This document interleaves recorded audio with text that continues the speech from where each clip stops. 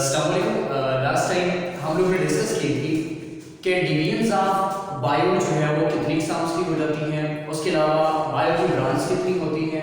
अब नेक्स्ट हमारे इस चैप्टर का थर्ड टॉपिक स्टार्ट हो जाता है जिसमें हमने डिस्कस करनी है कि relationships of biology to the other sciences या अदर ब्रांच ऑफ साइंसेस के साथ बायो का क्या रिलेशनशिप्स आ जाता है। अब इसमें जो हमने इन चीज़ों को डिटेल से देखना है कि इनका क्या रोल होता है हमारे माशरे के अंदर, या इन चीज़ों को जो है इन सब्जेक्ट्स जो हैं इनको हम लोगों ने इसके अंदर बायो के साथ इसका क्या कंसर्न आ जाता है, यहाँ पर हमारे डिस्कस करने की मेन वजह है। तो हम बढ़ते हैं अपने टॉपिक की तरफ। सबसे पहले हमारे पास इसकी आ जाती है बायोफिजिक्स क्या होती है।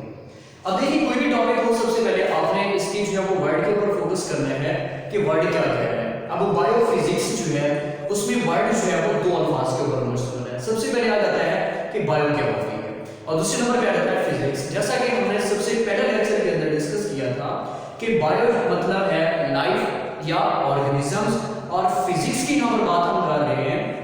फिजिक्स में हम क्या करते हैं, फिजिकल स्टेट देखते हैं किसी चीज की, उसका मैकेनिज्म ऑफ एक्शन देखते हैं कि वो चीज कैसे वर्क कर रही होती है।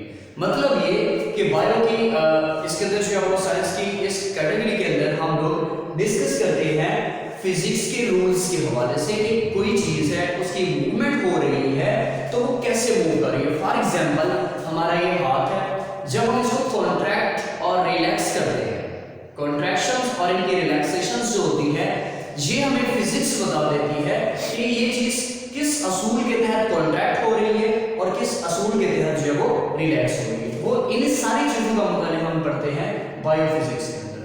अब वो बताता है कि फॉर एग्जांपल लीवर है, लीवर के काम करने का जो तरीका कार होता है, या हमारी जो लेग्स होती हैं इनकी कॉन्ट्रैक्शंस, या हमारी जो बाजू हो गया ये कॉन्ट्रैक्शंस और रिलैक्सेशंस जो होती है ये एक्ट करती है एज अ लीवर के तौर पर। अब नेक्स्ट हमारा टॉपिक आ जाता है कि बायोकेमिस्ट्री क्या होती है। अब देखिए वही बात दो अल्फाज के ऊपर मुश्तमिल है जिसमें सबसे पहला आ जाता है बायो और दूसरे नंबर पे आ जाता है केमिस्ट्री। मतलब ये कि जिसमें हम क्या करते हैं किसी भी कंपाउंड्स के बारे में मुताबिक करते हैं, उसके अलावा हम इसके अंदर जो है वो उन कंपाउंड्स के अंदर किस किस्म के रिएक्शंस हो रहे हैं उन सब का मुताबिक हम करते हैं बायोकेमिस्ट्री के अंदर।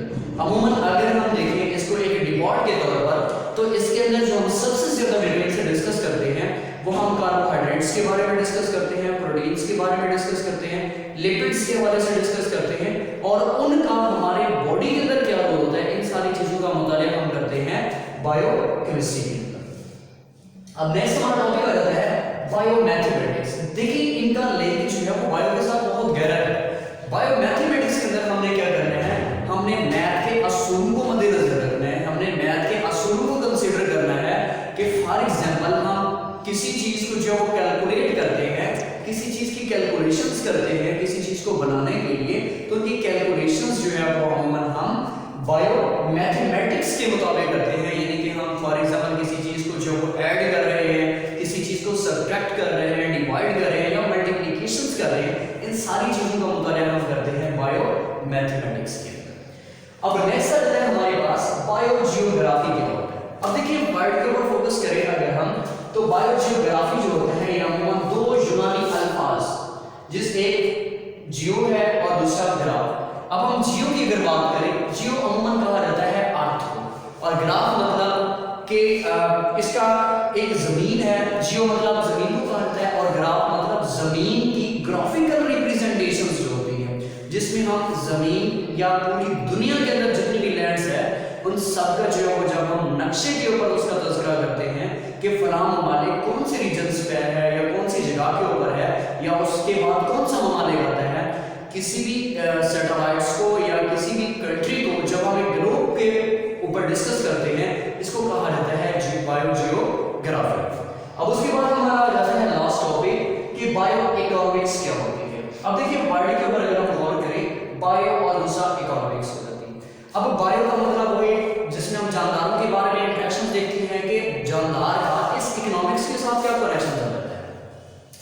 तो देखिए हमें ये पता चलता है कि इकोनॉमिक्स अमूमी वर्ड जो वो इकोनॉमी से निकली है। इकोनॉमी कहा जाता है माशियात को, जिसमें फॉर एग्जांपल हम लोग ने डिस्कस इसके अंदर ये कुछ करना है कि एक जो है वो किसान है, जब वो फसल बोता है, फसल लगाता है, तो उसमें वो उसने कितनी जो है वो इन्वेस्टमेंट कर ली है, फसल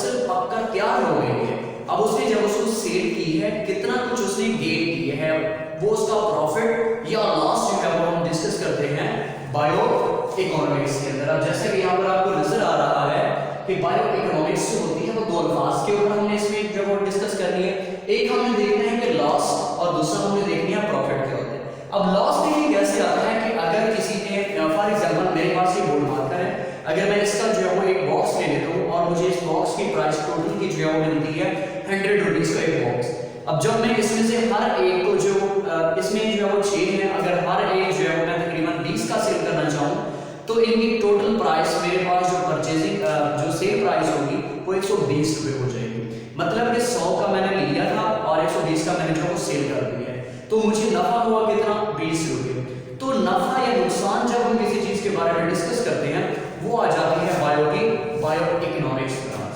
तो आज का टॉपिक हमारा ये था कि बायो का दूसरी सेंसेस के साथ जो है क्या रिलेशनशिप है। देखिए ये सारी जितनी भी ब्रांचेस हैं इसमें ह्यूमन बॉडी, इसमें जानदार को जो है वो इन्वॉल्वमेंट किया गया है। इसी वजह से हम लोग जो है वो डिस्कस कर रहे हैं इन ब्रांचेस का बायो के रेफरेंस के, कि बायो के रेफरेंस के हवाले से इन ब्रांचेस का जो है वो क्या आपस में इंटरेक्शन